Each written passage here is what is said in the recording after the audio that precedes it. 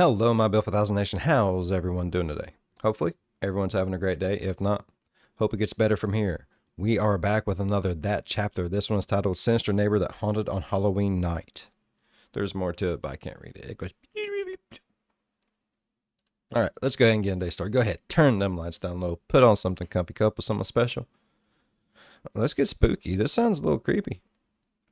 Hey you, and welcome. My name is Mike, and in this old video, well, it's Halloween, or, all of October is Halloween for me. So this old story takes us to a haunting night in Canada, when a young woman was out walking to go trick-or-treating. It was a night full of ghouls, ghosts, and goblins, but as she was walking along a railroad track in a very dark and secluded area, she would encounter something far more terrifying than she was expecting. Let's give it a go. Oh god, this sounds awful. Oh, this was actually suggested to me by a subscriber too, so thank you so much. It was October 31st, which is scientifically the spookiest night of the year, in the quiet Canadian city of Armstrong, British Columbia. Armstrong is a rural and sleepy town, almost a 5-hour drive northeast of Vancouver, sitting in the foothills of the Rocky Mountains. It sits in this little valley surrounded by the endless hills and forests of the province. It's farming, it's logging, and it's home to a little less than about 5,000 people. One of them, in 2011, was 18-year-old Taylor Van Diest, and she was just brimming with excitement because it was Halloween. Right. That was her favorite time of the year. Me too, This bro. was a big one Me for too. her. She had just graduated local high school. Man, I loved Halloween when I was a little fat kid. So free candy, shit, bro, that was my jam. I don't know. I love Halloween is my favorite holiday. Christmas is my favorite decoration holiday. Like I love the decorations, but to me, like Christmas is like a lot of shiny. I have ADHD, so I love the shiny. Halloween, I love it because everything is starting to get chilly, but it's not like completely freezing ass cold out yet. You get those beautiful fall colors. Oh my god. A few months back, something she had really succeeded at. She was learning to drive, and it was in that transitional moment of her life. She's just about to become an adult and go out there to explore the world. Part of her, part of you, wants to stay at home with your family where it's safe, and another part of you wants to get out there and see where the road takes you to explore the world and yourself. So this particular autumn, and Taylor wasn't quite sure where the road would take her. She didn't know what she wanted to do. She was thinking this, she was thinking that. But this is the last fall season where you can do things you do as a kid. So trick-or-treating was the plan, something she hadn't done for years, and it would be a bit of fun. Right. Taylor was someone who put maximum effort into things, just like her Halloween costume that evening, which was something she was debating as she posted on Facebook that day. Zombie or Mother Nature / wood nymph type look. That was pretty fucking cool, Taylor bro. settled on zombie.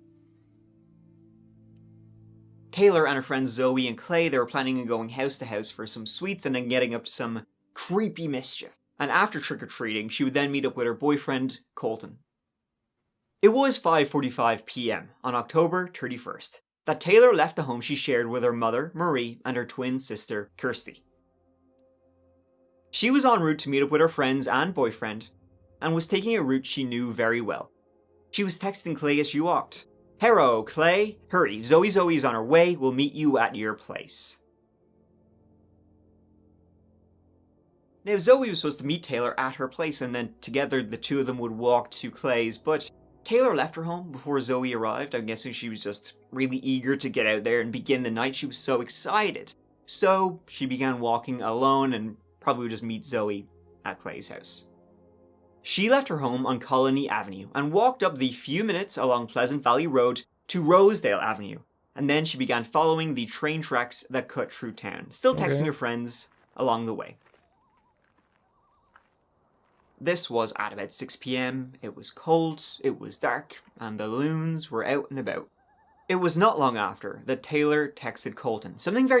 The bird loons or the crazy cool loons with the people, the loony people? Which loons are we talking about, bro? You need to be specific. very short, but very scary. being creeped, spelt like that, which made it just all the more ominous. As if she was so desperate to get the text out, she didn't have time to correct herself. Colton replied to her and got no response. Maybe she was writing being crept up on. Maybe somebody's creeping up on her. Someone's getting crept up on. I don't know. Response, which was even more worrying because Taylor Van Diest was a texter. That's when he began worrying. And she'd been texting her friends all night, but it suddenly stopped all of a sudden. And so they began replying, hey, where are you? You know, we're here. We're ready to go out. Nothing. Their replies were eerily quiet. It was about 2 hours later that another group of teens just so happened to be walking along those same railroad tracks. And as they were walking, what did I see there on the ground? A phone. Buzzing, exploding like crazy, vibrating on those tracks, making so much noise. So they picked it up, seeing that it was exploding with calls, missed calls, texts, all that, asking. It's not going to be bueno. These texts were worrying. Where are you? Where are you? Are you okay? This group then picked up the phone and they responded to the people who were texting saying, hey, we found this phone. They responded to Taylor's friends and to her mother, who had been alerted at this stage too. They all raced to those railroad tracks and began looking around to see if they could find out what was going on. And the police were alerted too.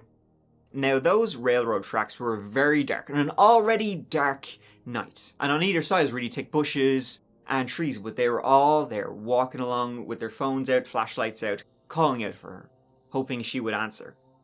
At approximately 8:45, they saw something in the bushes, just about 10 feet off the railroad, in the deep, deep bushes. Going over, they saw it was a young woman's body covered in blood. And most of that blood was not zombie makeup. Taylor was semi-conscious, mumbling, covered in blood. She was alive, but barely. They placed jackets over her as they waited for the EMTs to arrive, with her mother, who was a care worker, saying to Taylor, who seemed to be slipping really, really quickly, saying, fight it. You're going to make it. You're going to survive. Did she? Taylor was rushed to a nearby hospital, and it was found she had severe head trauma, skull fractures, and ligature marks around her neck. She also had defensive wounds on her. Her nails had blood under them. She'd fought off whoever did this.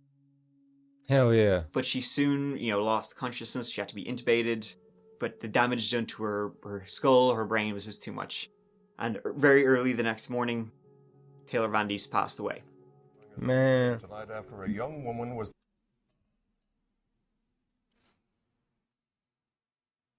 Man, fight that hard just to steal.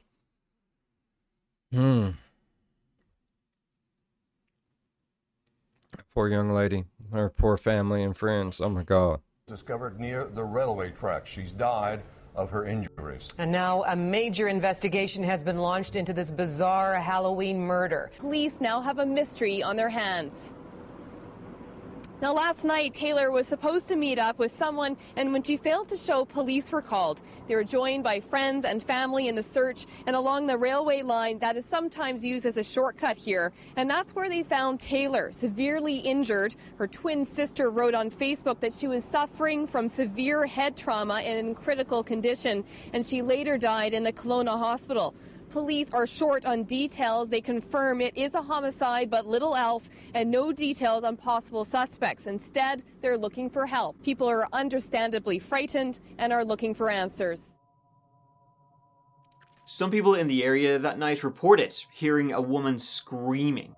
But it's Halloween. They thought nothing of it, right? It's a time full of screams, even blood-curdling ones. One woman was tending to her pumpkins just outside her front door, putting candles in them, for the trick-or-treaters. She heard screams coming directly from the railroad, which is even more haunting. And that last text she sent, being creeped, made shivers run down everyone's spine. Who had been out there that Halloween night? Someone who didn't need to dress as a monster to be a walking nightmare. But had she known who it was? Had she gone there? She left her house early before waiting for Zoe because she went to meet someone there along those tracks. Or was she followed? From the text she sent, that was most likely. Probably hearing footsteps behind her as she walked the dark tracks. There is any possibility someone could have followed her, could have met up with her, or could have, by chance, met her there.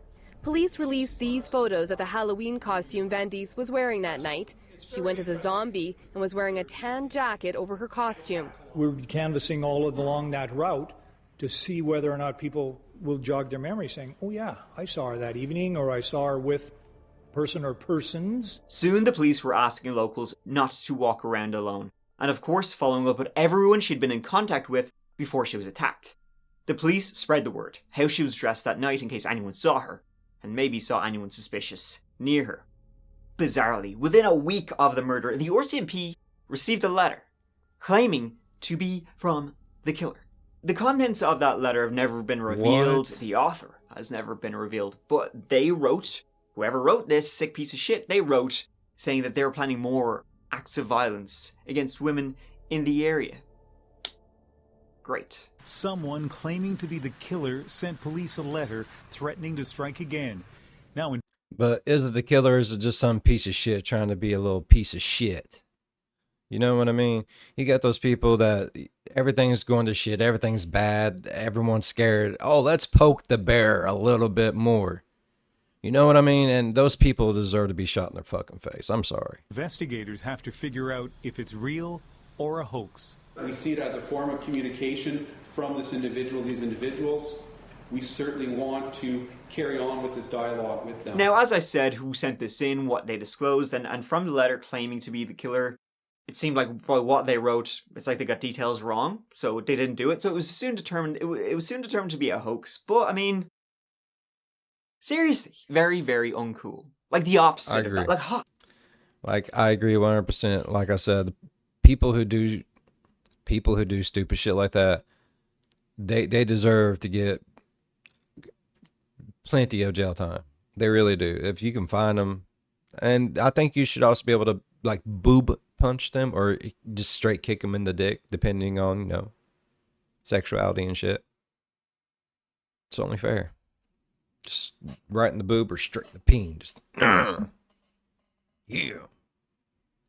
Because all that does is instill more fear. The more people are scared, the more stupid shit happens. Like, what happens whenever you get an animal too scared and they eventually go on attacking and hurt something? People are the same way. You know, people can only handle being so scared for so long until bad shit starts happening.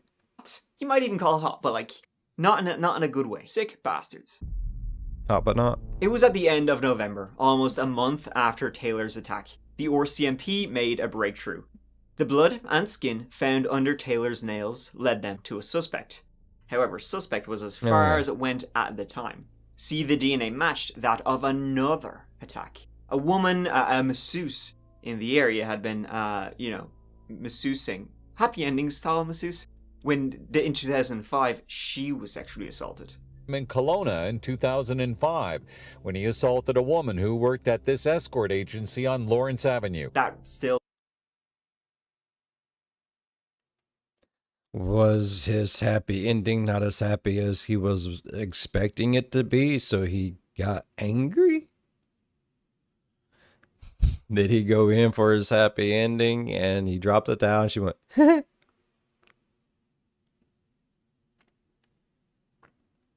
to this day remained unsolved, but now 6 years later, here he's doing it again. Now, it's important to note Taylor Van Diest, she wasn't sexually assaulted, but kind of seemed like he didn't, I don't know, have time or something. She managed to fight him off anyway. But there was likely a sexual predator in the area, and as we see in these cases, it's only a matter of time before they strike again. Yeah. Finding him would prove extremely difficult, like trying to locate a needle in a haystack, or even a person using some kind of virtual private network. A VPN, you might say. Just like me. See, I'm not at home right now, as you probably, guessed. I'm traveling, right, to film some videos. Might be no ghost. Motive was Chuck Stewart's money, obviously. Do you know where the Great Elm? Oh, no. She wasn't having that at all. Let's see if she's around. Things did not go well for them. So physically, I'm here. But virtually, I'm back in Ireland, baby. Especially thanks to NordVPN, who happen to be sponsoring this whole video. In this day and age of constant security breaches, Nord is the app that'll keep you and your online activities safe. Nord has the very best VPN. Believe me, I've tried a few and nothing compares to Nord's. I use it almost every day. With a single click, I can be in any country I want to be. Trying to trace me? Good luck in all the languages, because trying to find my IP address is like a wild goose chase. Cybersecurity these days is so important, and that is where Nord shines, with its features like Nord's Mesh Net, where you can safely connect to any other device in the world. No wires, no nothing. And Nord has a very special deal that is just for you. I begged, I begged, and they said, no, not for you, only for my viewers. Using my special link, that is nordvpn.com/thatchapter. Every purchase of a 2-year plan will receive 4 months extra for free. Get that using this link or the one in the description. Free? In this economy? Yeah, turns out. And of course, NordVPN has data scanners. Or how about Nord's threat protection, keeping you safe from any hackers, malicious websites, trackers, phishing, ransomware? All that nasty stuff is no more. So once again, please use my special link. That is nordvpn.com/thatchapter to get an amazing deal. Every 2-year purchase gets you 4 months for free on top. And Nord, of course, has a 30-day money-back guarantee, so you know you can trust them. Thank you so much to NordVPN for sponsoring that chapter. Now let's... Yep, pretty good deal. Pretty good deal. Let's get back into it. Now, there was a witness from that earlier attack, and a sketch was done revealing the suspect to be a white guy, 5'10", stocky, about 20 years of age, which would make him mid to late 20s now. It's also believed he was a local. This is a quite, sleepy little town, not a whole lot of people traveling through, and especially that railroad where Taylor had been attacked. I mean, only locals would know about that and that sort of thing. Police sent this out, asking people to be on the lookout and see if this matched anyone they knew, and remember, if it does, check, did he have any visible wounds, scratches on him, blood pumping out, something like that, around Halloween. Tips soon started rolling in, soon over 1,000. All of which had to be followed up. And again, It's like, was this guy wearing a costume? It was Halloween. Was he wearing a costume? Was he dressed like a monster? It doesn't need to dress like it, but beauty. Tips came in, but a lot of them were centered around this one lad, this one buckle. Fishy-like was the word. A guy who lived in Cherryville, a town approximately 1 hour away, further into the mountain valleys. A guy named Matthew Forrester. He matched the description and was known to be emotional and volatile. And he was, get a load of this, nowhere to be found. The police rocked up, went to speak with him. They found his apartment empty. They went to speak with his landlord. The landlord had a funny story. He said, just after Halloween, Matthew came to me saying he needed to go. He's Audi 5000, and he was asking for his security deposit back. The landlord said, it'll take a couple of days. So Matthew said, I'm out of here. He left without taking his security deposit. He also left all of his shit in the apartment. So he was ready to go. There was a Matthew Forrester-shaped hole in the wall. So he had been in a hurry, it seems. Didn't want to stick around in the area long. Then Matthew Forrester's dad was the one who came, packed up all his stuff for him. When Matthew Forrester's L fellow was questioned, he said, don't worry about old Matty over here. He went to work in the oil fields up north. Up there somewhere, around those parts. As believable as this was, that was. But that's what Matthew Forrester's dad, Stephen Forrester, was saying, that's why he left so quickly. The money was too good. They needed him on short notice. He had to go. He had to get that black gold. Now, that sounds like bullshit. But I think the police might not have believed anything Stephen Forrester told them. Since 1969, Stevie had a criminal record. In and out, again and again. Auto theft, escaping custody, drugs offenses, having a restricted weapon. All that.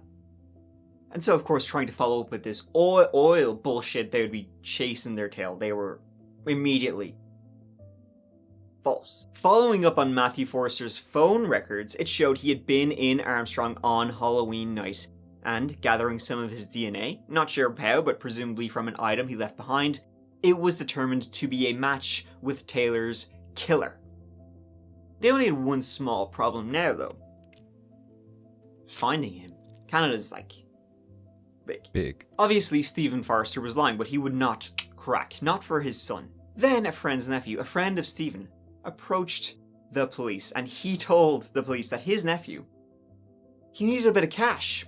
So he sold his identity to Stephen Forrester for $500. $500 for a driving license, an old bank card, and his social insurance number. He'd sold them to Stephen Forrester, who had passed them on. Matthew Forrester was now Lee Shawcross. But again, where the hell now is Lee Shawcross?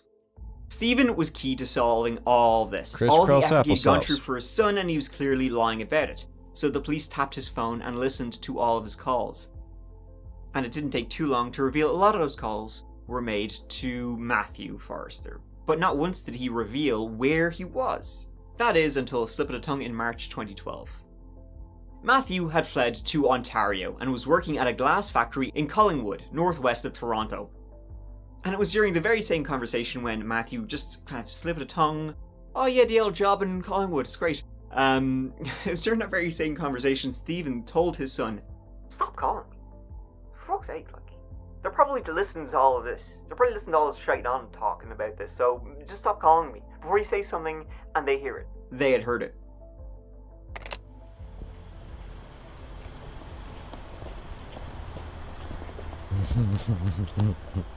It didn't take long to track down this Lee Shawcross and arrest both him and his dad. Murder and aiding a fugitive, respectively. Matthew was extradited back to British Columbia. When he was being interrogated, he did not crack. He didn't say anything about Taylor Van Diest. He didn't say he'd met her, killed her, anything. This went on for hours and hours and hours until the police asked him one simple question. Did he feel bad for killing Taylor? Did he? Do you feel bad for killing Taylor?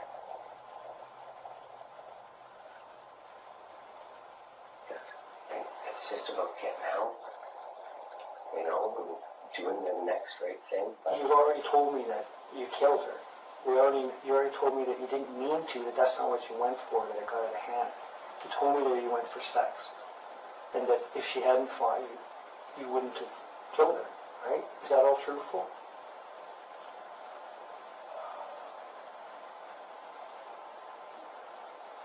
Yes. Is it, honestly? Yeah? So, like, that's the big part of it now. So, you know, did you come across her, or did you follow her?